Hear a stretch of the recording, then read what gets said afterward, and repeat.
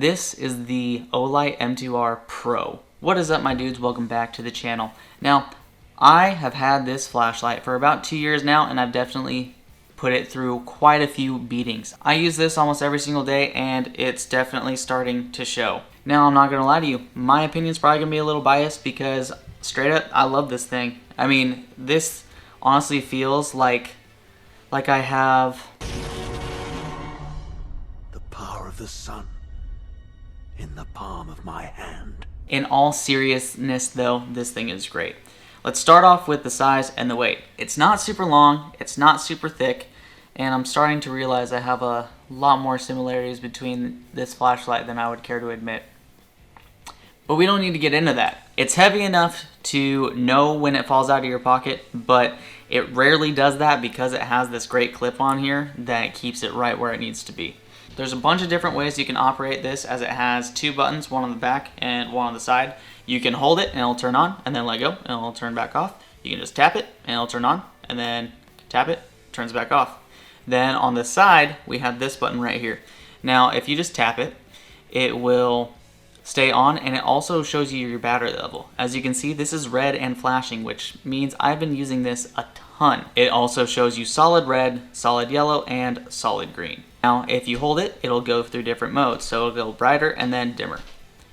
That way it's not blinding you all the time, which is a nice added bonus. If you guys like being able to see, hit that like button. It'd be very illuminating for me. I'd also like to mention that this thing is weatherproof, drop-proof, life-proof, whatever you want to call it. It also has this window breaker if you really need to use it, or in the worst case scenario you have to use it for self-defense.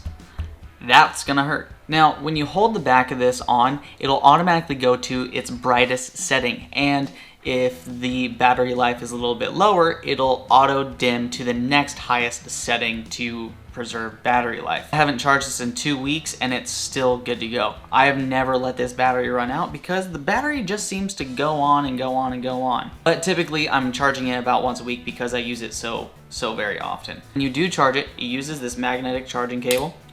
Goes on just like that, and it'll illuminate red if it's charging and then green when it's fully charged. It only takes a few hours for it to actually charge all the way up. Now that I've brought up the magnetic charging, that also brings up one of my favorite points. I have a lot of steel above my head, and I'm able to turn this on, stick this to the steel, and then it lights up my entire work area. You can try it on the side, but because it's pretty heavy for this magnet, it'll typically just fall. So I wouldn't recommend that if you don't want to lose it. Now, for this small of a flashlight, it actually puts out a lot of light, even on its lowest setting. When it is on its highest setting though, it gets pretty hot. There's a lot of light coming out of this guy, so if you grab that front, expect it to be a little toasty. But overall, that's like my least favorite thing about this light, and it's not a big deal. Except for when it turns on in my pocket and then my thigh's all warm, that's kind of concerning. Now, aside from features like this super strong clip and the rear magnet, there's also a pressure pad. You can get this if you want to mount it to your hand guard on your rifle. I personally haven't done that, but it's an option if you want to do that yourself. Personally, I just really like having this as a handheld flashlight.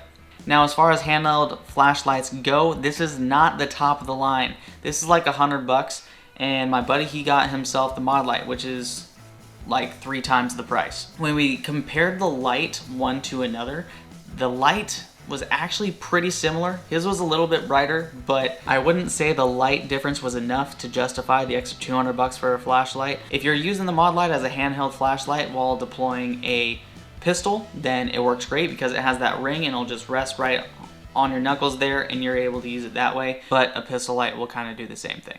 Is this the top of the line flashlight out there? No. But I would definitely say that the M2R Pro from OLIGHT is probably the best bang for your buck as a flashlight. If I had it to do over again, would I buy this thing again? Absolutely. Thanks for watching. Y'all have fun, be safe, make good choices. Have a great day. It is no secret that itchy, scratchy beards suck, and you owe it to yourself to take care of your face forest. That is why I use Beard Octane. It's like fuel for your face. You owe it to yourself to take care of your face and be the magnificent manifestation of manliness that you were born to be. To help you out with that, you can use the code TheBlazerBeam10 to get 10% off, or you can click the link down in the description.